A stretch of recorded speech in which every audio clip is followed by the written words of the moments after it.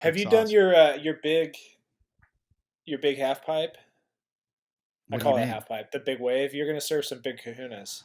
No, I went over and I chickened out, but I didn't chicken out because the waves were too big. It was sloppy, Yeah, dude, and that's not something you want just like. it would have to be perfect. Yeah, And also looking at the water down there, I was like, this is death. This is death. yeah, I said from day one that I would probably chicken out. I go, the way it would work out where I would do it is if I started surfing and the swell was building and I kept getting waves and I kept going bigger and bigger and bigger and bigger, hmm because then I would build up like a tolerance and probably an affinity for it, because that's how I am. Like when we get a big swell, in the beginning of a big swell, I freak out and I'm like panicky. And by the end of it, I'm like, I want bigger waves. And so I think I would have built a tolerance at, if the swell was like building and I got to keep surfing bigger waves. That's the only way I'd pull it off. But, you know, like knowing my limits, and I'm smart enough, like I always am quick to say, I got kids. Like I can't die doing something stupid. yeah. No, I I I, that's I can't I can't have my kids being like, and then my asshole dad thought he could, and now and then we didn't have a father. Uh, yeah. so I would not wear a wingsuit. Like I no, might go skydiving, but even that I'm on the fence. Before kids, I was like, sure, I'll go skydiving. Like yeah, sounds fun. Yeah, surfing a big wave, that's an extremely risky thing to do. I think I heard Andy Stump say in the wingsuit community, the like average lifespan is like 6 years or something from when they start. Once you start And doing it, that's yeah. why I quit. I would, if you told me I had like a terminal disease like Robin Williams had, I wouldn't hang myself. I would get really into wingsuiting. Yeah, or I'd be big like, wave riding. yeah, I'd be like, I'm just gonna go do like the craziest, most fun stuff that I wouldn't do without a death wish. Yeah, And to be honest, probably a much better way to go absolutely. Yeah, than in a absolutely. It's hospital bed. quick. Yeah, it's quick. I'm surprised people can't think more like that. Like when people get terminally ill, there's kind of this like settling down of, and there's probably something to do with that, like the psychology of the brain, but that they don't go, you know what? Let's go out on an adrenaline high rather than in this like massive depression. Uh, let's go try base jumping. Let's go try bungee jumping. Let's try everything you could ever. I think that's what I would. I I don't know think Tim though. McGraw has a song about this actually. Really? Yeah, called "Live Like You Were Dying." Yeah. I You're not a big country music listener, are you? Not at all. You need to branch out. Yeah, I like a little bit of country, a little bit, Okay, but not much. I I think don't you'd like like Tim McGraw. I don't like rap that much. Tim You like McGraw's reggae? Yeah, a little bit. Tim McGraw's not the one that was just in Yellowstone, was he? 1883. Um, Who's the one that's married to Faith Hill? that's Tim McGraw. Yeah, he was awesome. Yeah, He's yeah. have you? He's a football coach on that Friday Night Lights show, or no, Yeah, not yeah, yeah, Friday Night yeah. Lights, but he was in a I don't know, some movie or sitcom or something like that. Have you watched 1883? No, was it good? Holy shit, is it good? It's all about the Oregon Trail and basically how Yellowstone started, like how the family got there. Okay. And I don't want to ruin it for you, but I've been hearing a lot about this. This isn't the one with Kevin Costner though, right? no, Wasn't it's there one with Kevin Costner? Kevin Costner's Yellowstone. This is pre Okay. Yellowstone. It's Okay. like how they get to Yellowstone. Is it a And movie or a series? it's a series. It's only like 10 episodes. It I ends. can do that. I'm not gonna lie. I don't want to ruin it for you, but I will tell you so you might not do it because it ends really fucking depressing. Like to the point of like, because it was such a good show. By the end, Yeah. I was like, why did I watch this? But it I hate explains, those. but you see the hardships of like, Have you seen Top Gun? not yet. We were going to go tomorrow night. Oh God, you're gonna love it. It's so good. Yeah, you're gonna love it. It's great. Yeah, we gotta talk after you go. Give me a phone call. We gotta talk about it after you see it. I have a buddy who's a pilot for Uh-huh. Alaska Air. He put on his flight suit to go. He he was I so love it. excited. He was so excited. He's like, "Oh my god, Top Gun!" And I was like, and I like Top Gun a lot, like a lot, the first one. Yeah. But I didn't realize how much like people are like that changed my life. The first Top Gun. What? There are people like I never played volleyball again, and not in Like jeans. it may. Yeah, I mean, I could see some guys being like, "Yeah, I wasn't gay until I watched Top Gun and that volleyball scene." You know what's funny about that? Val Kilmer, like that almost turned me gay. That was like, So the rumors are Tom Cruise is gay, but Ally McGraw, I think that's who the co-star was. She's a lesbian, and so it was like, here's this love scene between a gay man and a lesbian woman. Ally McGraw in the new one in Maverick. She's I'm is trying to she in remember. it? Yeah, I don't know her game. I don't know. Are you No, talking about the original? the Oh, original. Kelly McGillis. Kelly McGillis. Well, I don't know why I said Ally McGraw. Kelly McGillis. Yeah, Oh, she okay. was. I'm pretty sure she's a lesbian, and I didn't know and that.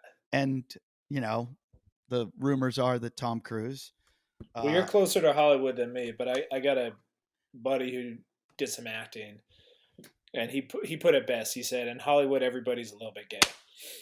oh, who did I hear? Ed Norton on Rogan said behind every great actor is a great actress.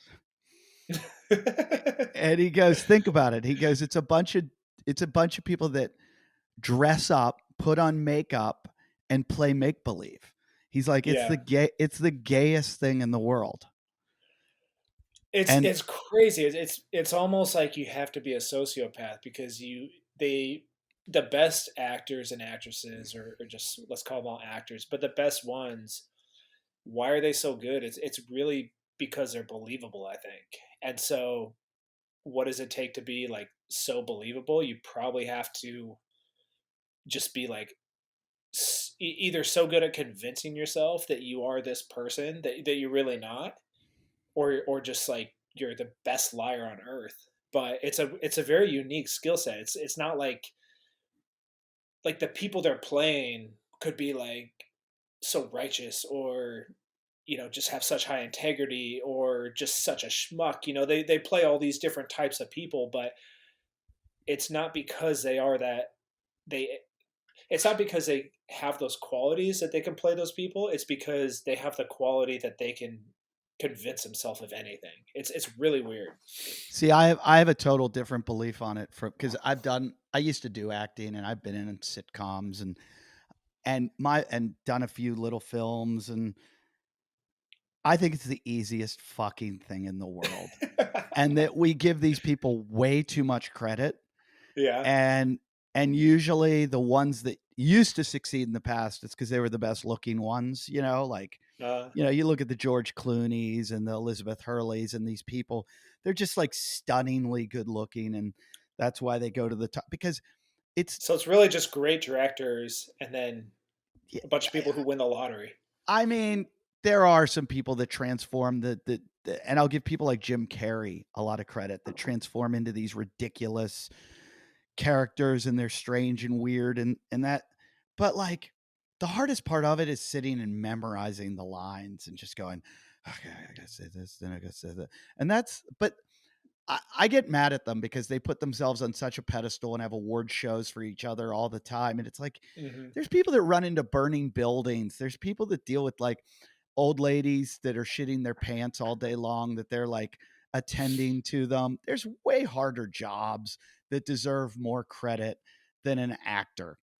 And yes, we all are entertained by you, but really, like, what's more important? Somebody that entertains you or somebody that cleans your bedpan out when you're 85 years old, and or administers that pain reliever or whatever it is, or talks to you when you're, there's just, I don't know what it is that we're enamored of these people, but Oh, I we got are a though. I got a sitcom deal about 4 or 5 years ago, and I used to get them all the time. They don't give them to me anymore. And weirdly, they saw me do a show, and I was doing jokes about my mother-in-law and my father-in-law. And afterwards, they were like, "Hey, we want to meet with you." And I had a meeting with Sony and this production company, and they were like, "Hey, we want to do this sitcom. It's a great concept. The whole idea of your NFL father-in-law and my mother-in-law was a playmate, and and how they kind of like were part of our family and blah blah blah." And they go after like a lot of meetings, they go, "Is it a deal breaker if you're not the star?" And I was like, "Whoa." Like that had never happened to me before. They're always trying to make sitcoms about a comedian and then his life. And they were like, "We'd get someone else to play you. Like, would that be a deal breaker? Like, either I'm too old now and I don't fit the character or they just don't think I'm likable, whatever it was." And at first it Oh, was so like, they want to make a show about your story without you. yeah, and that happens. And when they did it, when they said it, it was like I got punched in the solar plexus. I was like, and then I went, wait a minute. I own the show. That's where all the money is, ownership. I go, I don't have to put on makeup, memorize lines, show up to the set every day. I was like, no, it's a deal breaker if you make me be in the show. I was like, this is a dream come true. Yeah, I you're was gonna like, pay me just to talk shit about my life. yeah. And I don't have to show up to work every day. And Sounds I was like, great. yeah. I was like, I don't want to be famous. No way. This is people think they want to be famous and then they get touches of it and they're like, holy shit. I just want to be rich and privileged. No, yeah, like rich is Yeah, so much better than famous. yeah, Fame sucks. I wouldn't But know. when you're on the non-famous side though, it seems painful, like because I've been approximate to so many famous people. And when you're young, you're watching them. You must have seen, like with football and stuff, you You're see famous somebody. adjacent. Yeah, you're like sitting there going, look at all the attention they're getting. And you're like, why can't that be me? And now I'm like, thank God that wasn't me. Thank God, like, it's not me. And I just want the money they have. Yeah, I mean, being famous and not rich is probably the worst possible Yeah. thing you could ever Yeah. want because there's yeah, you don't have a whole lot of privacy. There's a whole lot of expectations put on you, and in the meantime, you're like just have all the stress of like the normal person working the 9 to 5, trying to put food on the table because you're not rich. I have That would, such, that would be I really have, shitty. I have such little fame, but I had an experience of like how bad it would be to be famous. I was eating dinner before a show in Lake Chelan, Washington. And Oh, that place is great. yeah, it's a fun place. And Yeah. I'm at the restaurant and my show is like an hour away. So we're like an hour till showtime. So I'm trying to get my food. And the waiter goes, "What do you want?" I go, "I'm going to have a steak salad. Can you make sure no blue cheese, please?" And I swear to God, I'll tell you if I was being a dick, I was being nice. And I go, "No blue cheese." And I go like, I don't like if it's if it's made with blue cheese and you have to take it off, I don't want it. And he's like, "No, no, no." And I was like, "Okay," because I don't want it even like on the plate. And he's like, "Yeah, no problem." I was like, "Thank you so much." My plate shows up and it's got blue cheese all over it. And I go, "Dude, I asked for no blue cheese." And he's like, "Oh, my bad, my bad." And I swear I think the guy was high. And he goes back and he comes back and there's no blue cheese. And now he's taking the steak off the salad. And I go, "I ordered a steak salad." And he goes, "Yeah." Well, I go, "No, I just wanted the blue cheese taken off, not the steak." And he goes, "Well, you're getting it free now." And I go, and I was like, "You know what? Don't worry about it. Like, it's getting close to showtime." I go, "Don't worry about it. I don't want anything. I'm fine. Like, I'll just eat after." And then that night, I go on Twitter and some guy's like, "Yeah, I was in a restaurant and Eddie Ift was berating some waiter for putting blue cheese." And I'm like, and he's like, and then I went, and he goes, and then I went to his show and he's not that fucking funny and blah, blah, blah. And I was so mad because I was like, I was never rude to that guy. Never. And this guy was like, "Oh, yeah, he treated this waiter like shit." And so I just wrote back, I go, I forget what the allergy is, but it's the same thing to penicillin that it is to blue cheese. And I go, Uh, I'm allergic to blah, blah, blah. And I would have died. I go, I would have died if I, meanwhile, I don't have it. I just said that to the guy. yeah. But just imagine when you're in a terrible mood and people come up and, hey, blah, blah, blah, and just ask you lots of questions. And But imagine being that dude who is like such a SJW. He's just looking to take shots at anybody online to gain clout. Like I can't I I'm so perplexed by this movement going on where like I mean it's really Twitter. Like I don't go on Twitter. I've yeah, it's used it. brutal. I got off there like over 2 years ago and I never Yeah, once me was too. like, Me too. I wish I would go do more Twitter. Like it's just I don't miss it at s- all. extremely toxic. But I've never understood like I get that the call out stuff and that people feel empowered by calling other people out and like they think they're righteous or whatever, but I don't that's like a thing that maybe would be fun for like a week, and then like what are these people's lives like? It just seems like such a rough it just seems like a really rough way to live your life. I would like to see like a documented, like follow one of those people for like 24 hours and just see what their life is like, where they're Yeah, just like like, the oh guy who called you out over berating the waiter, like yeah, what, because he's probably does that on a regular basis. Like he just gets on and rants about and tags people who are famous. Like he's not going to tag someone that he can't find, but he's like, oh, I found this person, so I'm going to tag them and I'm going to talk about what a degenerate they are. I think we all can get angry. You see something that someone writes or something and you're like, oh, look at this fucking asshole. And you want, like, part of you goes, I want to just, and you're like, no. Like, if I saw them do that in public, would I walk up to them and go, excuse me, I think you're an asshole for doing so? Because you wouldn't ever do that in public, why would you do it in this space? It's the same exact thing. Yeah, You that's know, spot on. That's spot on. That's like that's always my like litmus test if I'm going to write something, because we all have those thoughts, right? Is what yeah. you're saying. Like we're all like, oh, I have this person, like you know, I'm gonna tell them what's up. But then that's my litmus test. If I would I say that to their face? Like would I Right. say these exact words to Yeah. this person's face if they were in front of me? And if the answer is yes, then I'll say it. It's Because like if that. the answer It's is yes, then I feel strongly enough about it, number one. And number two, what I'm writing is going to be fair. Like I will tell somebody that I don't appreciate something or that I'm upset or whatever. Like I will, I guess, call somebody out in a fair way, but I'm not going to do it in an unfair way. And that's what that kid did to you. That's a whole thing of this call out stuff is like it's just so unfair. You're basically just characterizing someone, making a whole bunch of assumptions just to just to sound like you, that sign that says drive like your kids live here. yeah. You know, that sign always gets to me because I have kids. As soon as I see it, I'm like, oh yeah, yeah, drive slow. There should be that sign on Twitter that says, like say it like you would say it to their face. Like Yes. don't say it if. And I often sometimes if I get criticism online, I always say that to people. I go, sorry, I don't take criticism online. You need to deliver it in person.